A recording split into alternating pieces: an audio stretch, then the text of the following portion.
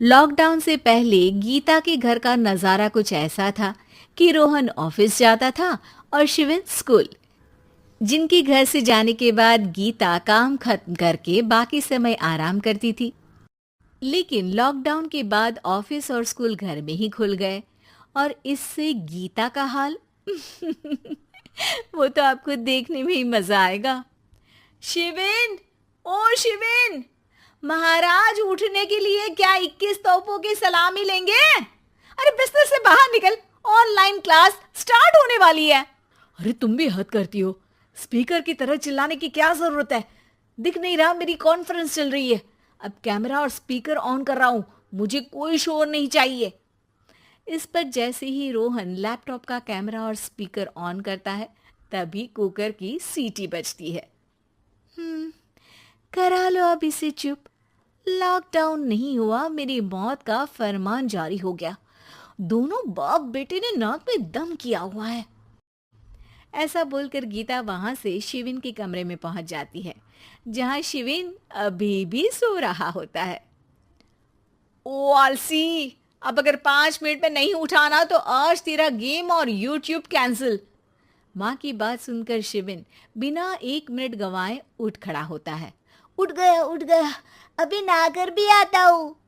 ये नाटक कहीं और, मुंह पर गीला कपड़ा मार और पढ़ने बैठ। शिविन की ऑनलाइन क्लास स्टार्ट हो जाती है, जिस पर गीता उसे वहां बिठाकर रसोई में चली जाती है। थोड़ी देर में उसे कमरे से कुछ आवाज सुनाई देती है, जिसे सुनकर वो कमरे में वापस आती है। हाय राम, तुझे क्लास अटेंड करने के लिए बोला था, कैमरा ऑफ करके बिस्तर पर नाचने के लिए नहीं बोला था। मम्मी मुझे कुछ समझ नहीं आ रहा, आप बाद में पढ़ा देना ना, वैसे भी अटेंडेंस तो लगी गई है। हाँ हाँ बेटा, जरूर बन जा, तू अभी से हम सबका बाप बन जा। अरे नहीं मतलब कहाँ से लाते हो इतना दिमाग, और पढ़ाई करते हुए ये चला कहाँ जाता है? नाइस क्वेश्चन, दिमाग से पूछकर बता दूंगा। शिविन की बातों से परेशान होकर गीता उसे मारने के लिए जैसे ही आगे बढ़ती है तभी वो कमरे से बाहर भाग जाता है। अब शिविन आगे आगे और गीता हाथ में चप्पल पकड़े उसके पीछे पीछे पूरे घर में दोनों घूम रहे होते हैं। इसी बीच वो रोहन के पास पहुंच जाता है और शिविन को मारने वाली चप्पल रोहन के लैपटॉप पर जाकर गिरती है। ओए माँ! मम्मी, आप पापा को चप्पल मार रही हो? वो आज तक के रिपोर्टर, चुपचाप जाकर क्लास अटेंड कर ले, नहीं तो अगली तेरे पीछे लगेगी।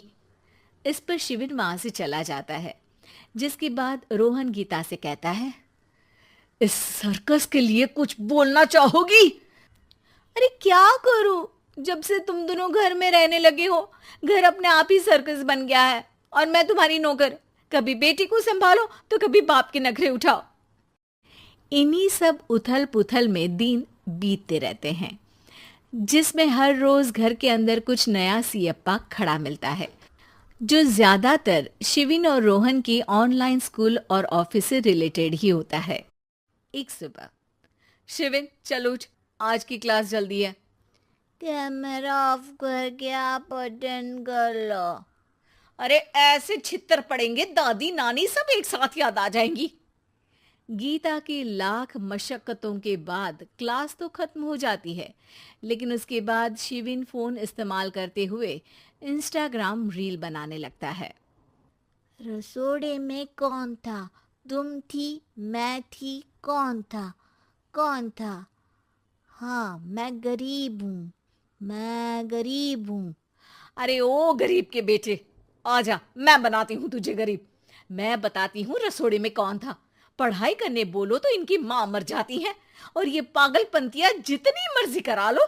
गीता शिविन को डांट रही होती है, तभी रोहन बीच में बोल पड़ता है, अरे बच्चा ही तो है, इतना गुस्सा क्यों कर रही हो? बेटे का साथ देने की इसी एक कोशिश में अब शिविन के साथ साथ रोहन भी गीता के गुस्से की सूली पर चढ़ जाता है। अगर बेटे पर इतना ही प्यार आ रहा है तो इसे क्लास अटेंड क्यों नहीं कराते, इसका होमवर्क क्यों नहीं कराते? उस समय तो बहुत जल्दी मीटिंग आ जाती है, वो काम मैं करूं और यहाँ इस बेफिजूली की चीज में तरफदारी करके बन जाओ महान। हे भगवान, कोई तो इनके ऑफिस और स्कूल खुलवाओ, मैं इन्हें और घर में नहीं सह सकती। अरे कुछ और मांग लेती, क्योंकि तुम्हारी ये विश इस साल तो पूरी होने से रही, कोरोना। हाय, नास बेटे ने जिंदगी ही बर्बाद कर दी। खाए कोई पचाए कोई, कल मुझे चुन चुन कर सबको मेरी बद्दुआ लगेगी। उन्होंने दुनिया का और इन बाप बेटे दोनों ने मेरा जीना मुश्किल कर दिया। गीता वहां से चली जाती है, जिसके बाद रोहन शिविन से कहता है, अरे तुम्हारी मम्मी इतनी भड़की हुई क्यों है? आपकी वजह से पूरा समय घर में रहते हो और उस पर कोई काम कराने की जगह बस ऑर्डर देते रहते हो। अच्छा बेटे, सारा इल्जाम मुझ पर? पूरा दिन तो वो तुम पर ही चिल्लाती है। हाँ, मतलब दोनों का 50-50 है, कुछ करना पड़ेगा। वो कहते ना, make the best out of worst. I have an idea. वैसे तुम्हारी माँ सही कहती है, बहुत जुबान चलाने लगे हो, कम बोला करो। अगली सुबह रोहन और शिविन अपनी गलती को सुधारने के लिए गीता के उठने से पहले घर का आधा काम खत्म कर देते हैं, जिसे देखकर गीता खुश हो जाती है और फिर बाकी बचा काम वो तीनों मिलकर पूरा कर लेते हैं।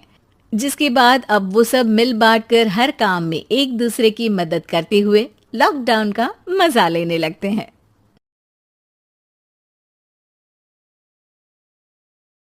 Thanks for watching. Please subscribe.